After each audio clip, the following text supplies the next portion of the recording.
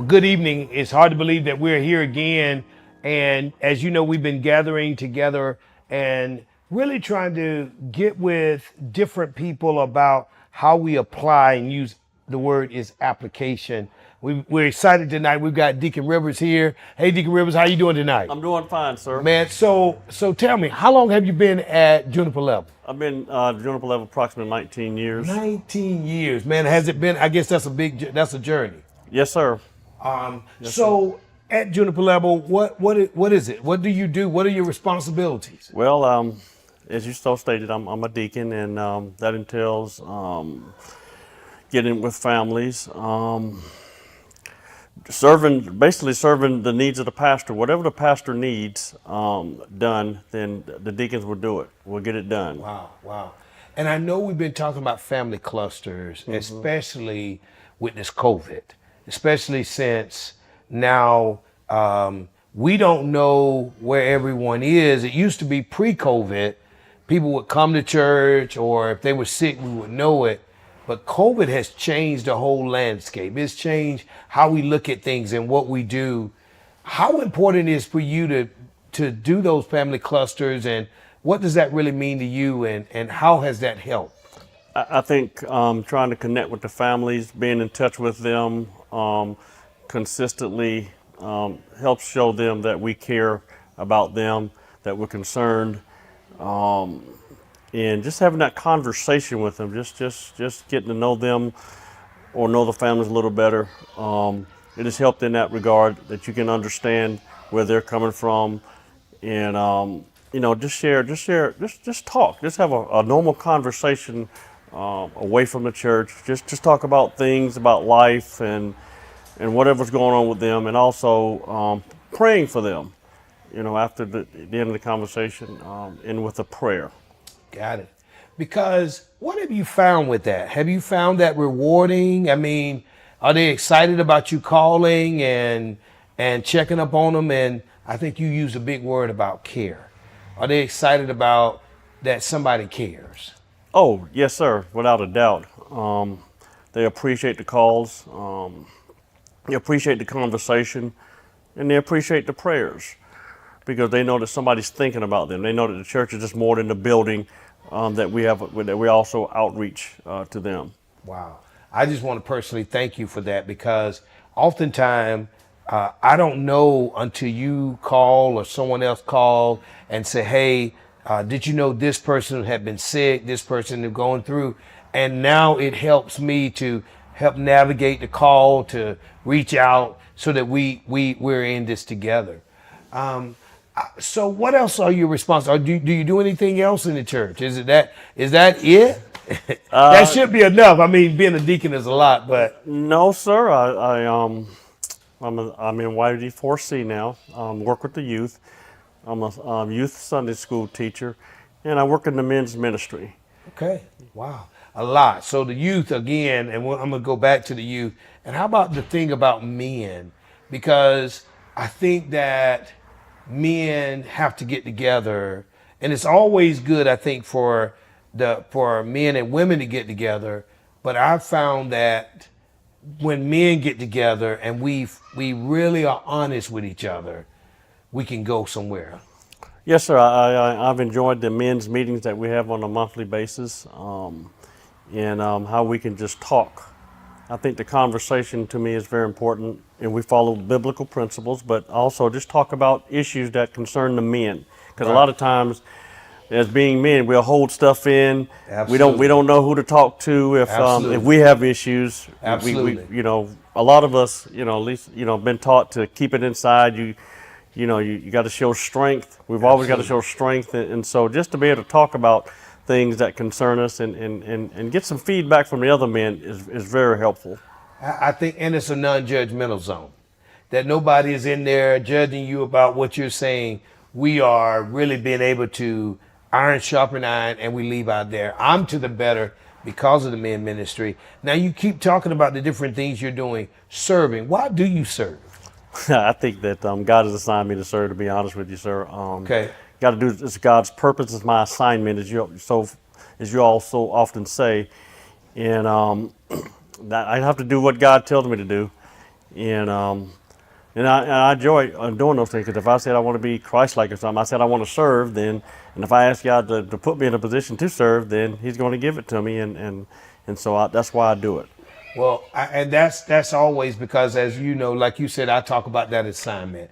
Man, when we're assigned to do something, I'm having the best days of my life. These are enjoyable, where I know others are going, man, this is tiring. Now, that I would be lying to say that some days I go home and I just pass out. That because once you serve and you give all you have, you got to get recharged, replenished, and go from there.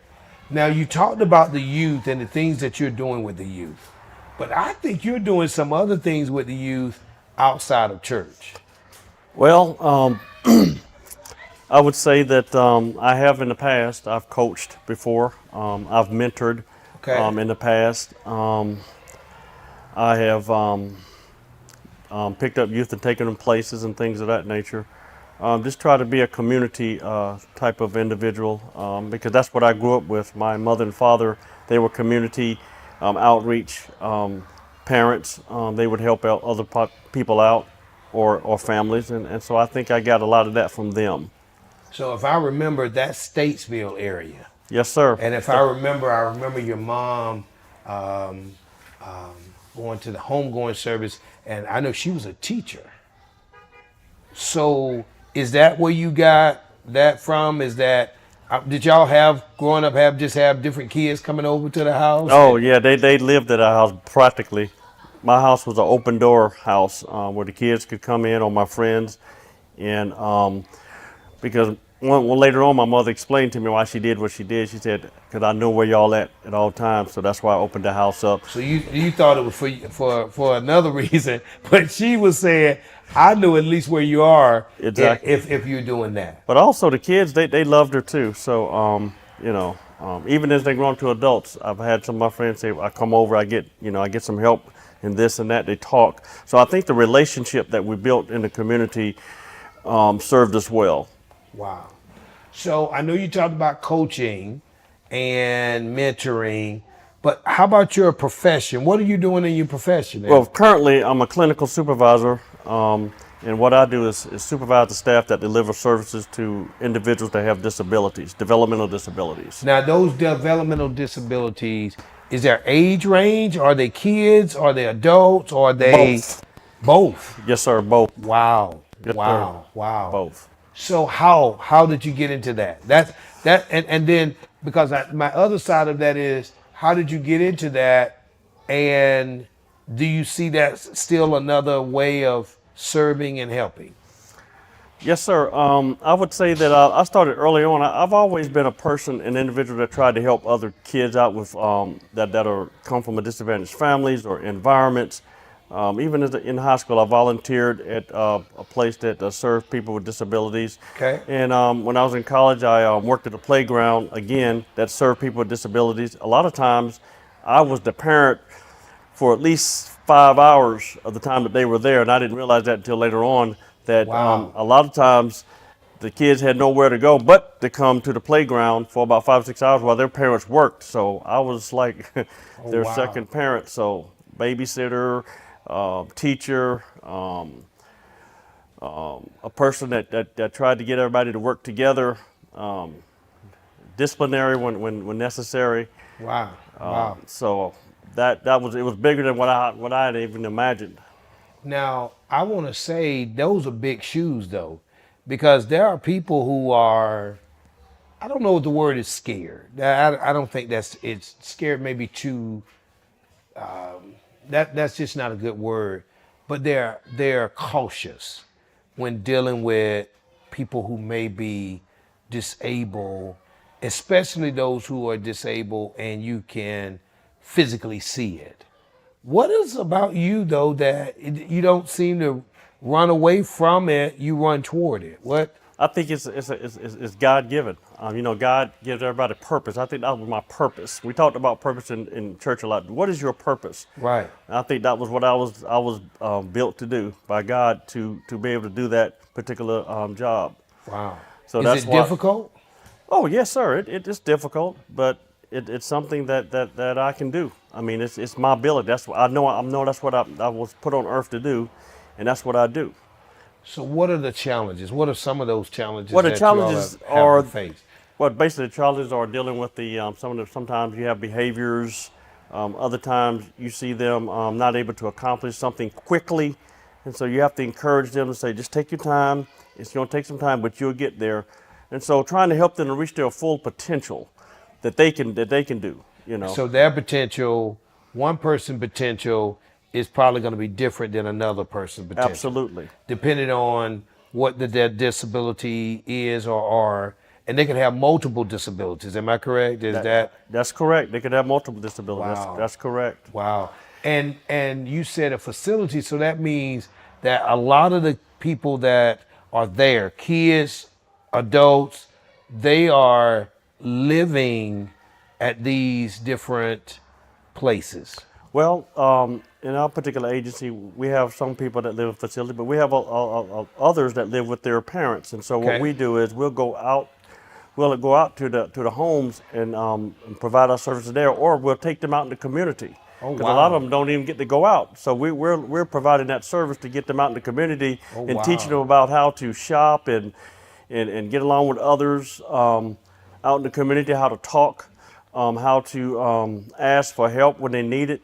So it's varies. Wow. So then in that, the church has to be inviting for that.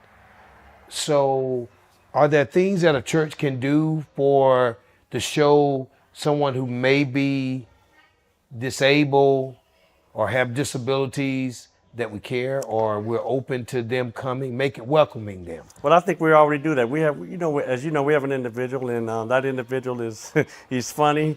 He'll do it, but he's in the church. I've seen him mature himself. Absolutely. That individual, and the thing is that we just need to be accepting of the fact that he is who he is, and meet them where they're at, and appreciate and show them love. I think the key thing is showing them love, and when you do that, then they feel comfortable. Wow. Wow.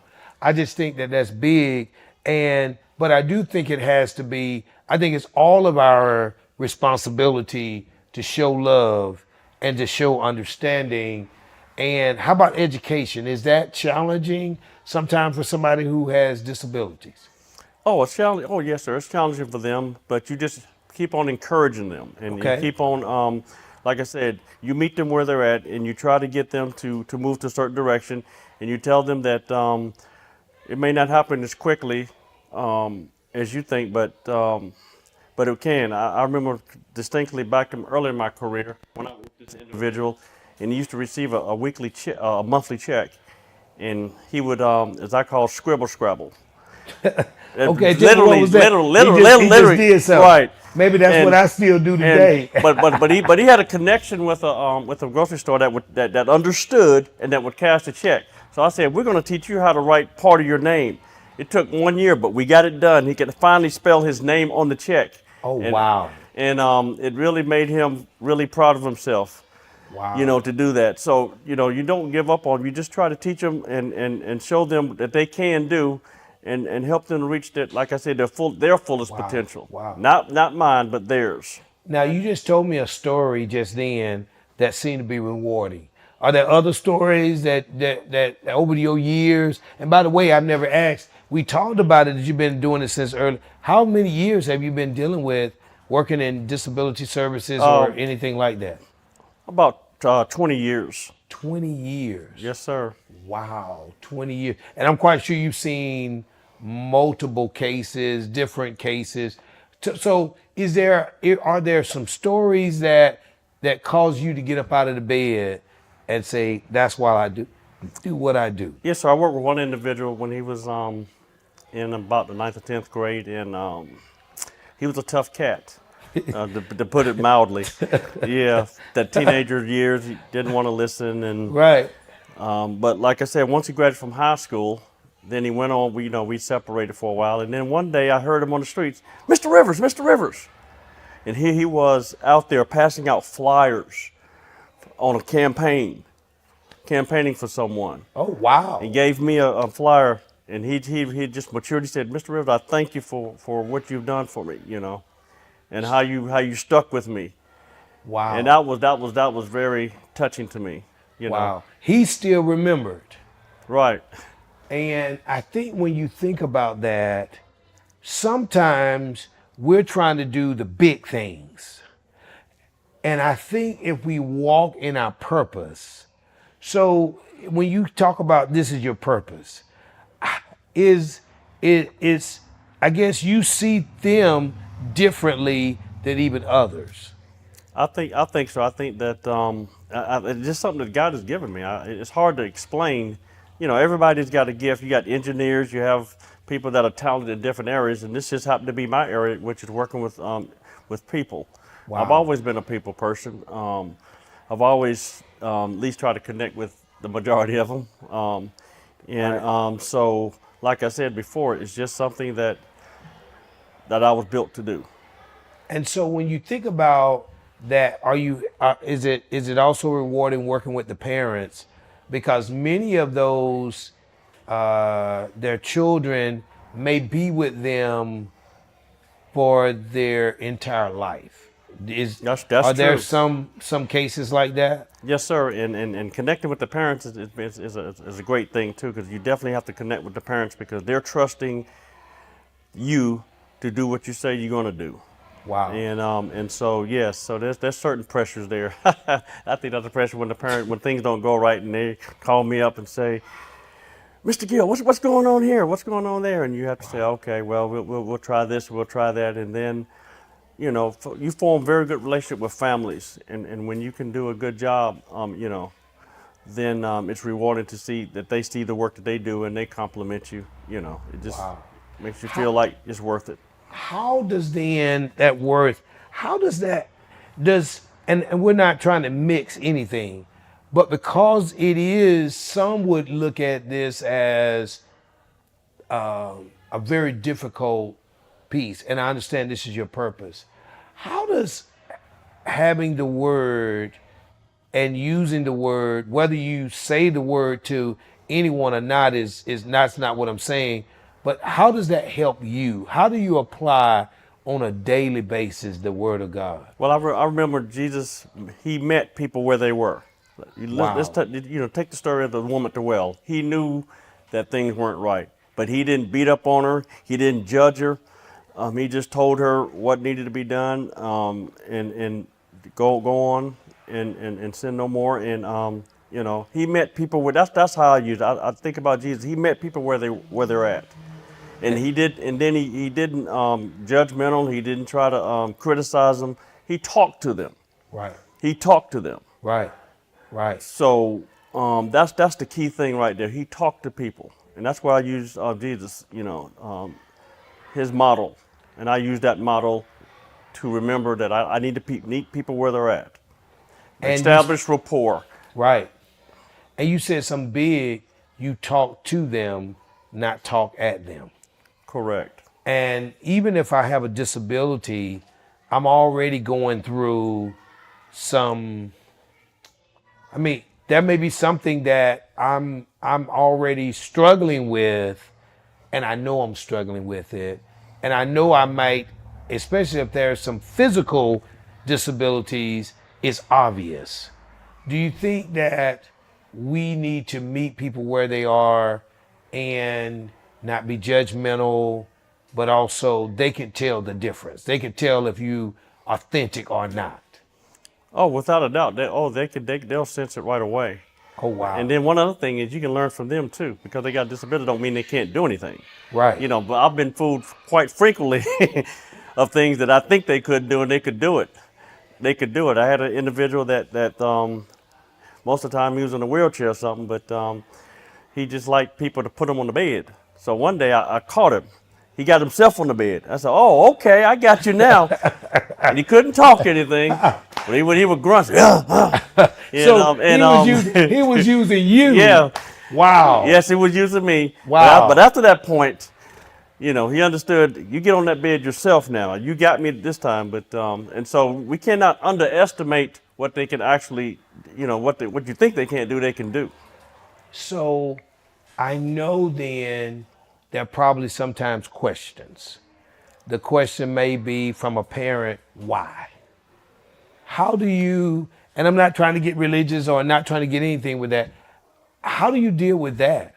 Or do you ever ask sometimes when you have a parent who may have a child who has different disabilities, and there's a whole gamut of disabilities. I mean, we wouldn't have time today to really talk about all the different disabilities.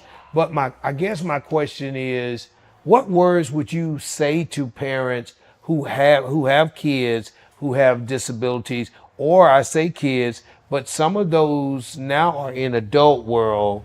They may be an adult outer from the physical, but some disabilities may cause them to even have maybe a 5-year-old or a 6-year-old and that type.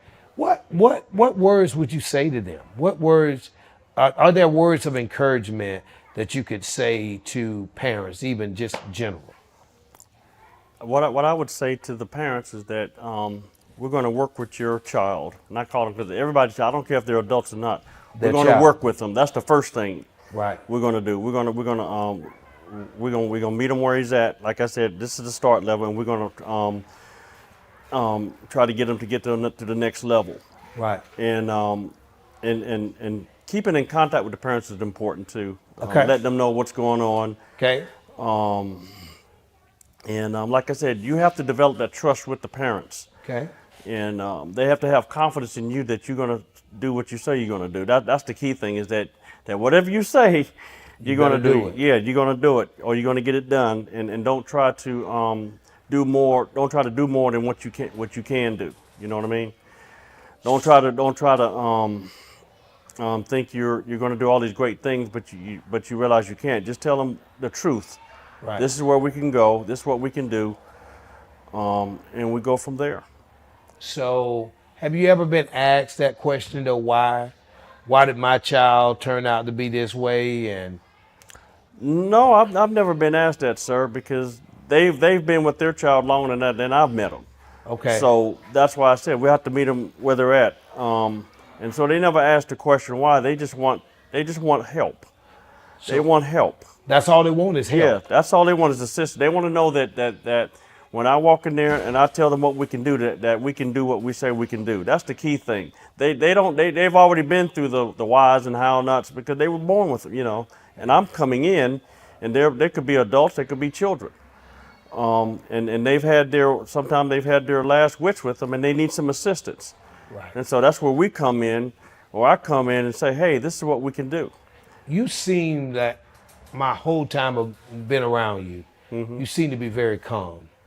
Is that just who you are, or maybe that's I'm gonna just stick to that. That I don't know, maybe that, but you seem to be always calm. Is that and have peace? Talk to me about that, and what does that help you in your walk? Is that that's just who you are? Or? I wouldn't say. I think it was a process. When I was young and in my 20s and 30s, I wasn't always calm. So I might need to know some of your people that you hung out when you were in 20 or 30. Okay, I'm on a mission. But I think as I've gone through the years and matured, and the Bible's been a key. The Word has been a key for me. You know, you can read the Word one time, you can read the same word. Oh man, okay, I got it now. Okay. And as you mature, if you mature in the Word helps keep me calm. That's the key thing. Prayer and the Word keeps me calm. When I do get excited from time to time. I do. But I remember the Word will say, it has the book of Proverbs, watch what you try to say, those type of things. I may not can quote it exactly, but I understand exactly what it's saying, and I try to use those principles. But sometimes I fall short. I fall short like everybody else. We all do. And then I just correct myself and say, well, Lord, just forgive me, or whoever the person I may have talked to, and say, hey, I'm sorry. Right. And then I try to establish that good relationship with them, and then we get to understand one another. So it's a work in process. It's a work in progress. It's always a work in progress. So then, as you look at your purpose, and that has been working with people who have disabilities. If you didn't have your faith, what would that look like? I would probably be out of sorts. I wouldn't be able to do my job, basically, that I was put to here to do. Wow. And that is to be reassuring to parents, be reassuring to the individuals that I work with, be reassuring to my colleagues that I can, do what needs to be done. And be true to yourself. Wow. I just don't know if you know that what you do is big. I mean, I know you're saying, man, that's just my purpose. I just do. And then you have oversight of multiple locations or multiple people. How does that, because I found in leadership, secular world, not so much on the church side, but it could be on the church side too, that sometimes it's the people we work with. I don't say supervise it, but the people we work with can be challenging. Oh, yes, sir, they can be. Does that help, the word help you in dealing with that? Oh, yes, sir, because I go to prayer, I say, what do I say? How can I get across to them what I need for them to do? And be more effective as providing a service for the individual. So yes, sir, definitely. I pray before I go talk to someone, and that helps a lot. To be honest with you, I'm just being real. Right. There's no magical formula. There are times I don't know what to say until it comes out, and the Spirit gives me the words what I need to say. Because sometimes I can be, if I was like in the Army, you can be overbearing, the military. I forgot to tell you, I forgot to ask that question, but you have served in the military. Yes, sir. Major, I believe. Yes, sir. When it was finally said and done. It was a major in the Army. Thank you for your service. I don't have any Marine Corps jokes right now, but I do have them. I know you do. I do have them. I think that as we try to draw this to a conclusion, I think my thoughts are, if you had to sum it up, how do you hear word on Sunday? How do you work on application and applying that word? What I do is, after you've spoken and I've heard the word come through you, I'll go home and meditate on it and think on it. Well, how can I use this in my everyday life? Because I really don't want to forget it. I don't want to be the person that says, oh, he had a good service. Yeah, we had church. And then, well, what did he talk about? Oops. A lot of people say, we had church. It's more than just shouting. I mean, shouting is a part of worshiping. Absolutely. But getting the word inside of you and applying it is very important to me. The things that are said, the things that, some of the things that you've talked about, love and being real, and those type of things. And you're on display. Every day you're on display. And sometimes we get it right. That's right. And sometimes we don't. Yeah. But I think that one of the things that I've learned is that when you don't get it right, is to go back to the individual that you may have offended or anybody like that and get it right. And say I apologize, or say I'm sorry. Wow. And try to improve myself, Wow. And I think that's a key thing for me, is that when I do go out of bounds, it's I try to get back in bounds, say, I'm sorry. This is what I meant to say and how to say it, but it didn't. I failed at it. I don't mind admitting when I have a shortcoming. So do you think applying that word helps you also to admit when you've fallen short, you immediately just go and try to get there? Because the sooner you get there, the better off it is. Oh, yes, sir. Without a doubt. Wow. Without a doubt. Wow. Without a doubt. That's what, forgiveness, you read about that, you hear about it, but, you got to be man enough sometimes to just say you were wrong. That's it. And I found that when I do that, it garners more respect from even those that I quote supervise, that I do supervise. When I tell them I'm wrong, oh man, I messed up. They say, well, we got your back. Don't worry about it. I know you messed up, but I took care of it for you. You see, so to admit that I have shortcomings, and I think it forms a stronger bond between me and other individuals. Love it, love it. And I think that gives you peace. And when you have peace and when you have love, it spreads abroad. Yes, sir. Man, you made my day. Everyone, this is Deacon Gilbert Rivers. Man, it's been exciting about that word application and how you are applying that on a daily basis at work and at home. So again, everybody, Deacon Gilbert Rivers, thank you, sir. I appreciate you. And thank you for all that you do. Again, thank you for your service. Thank you, sir. Thank you.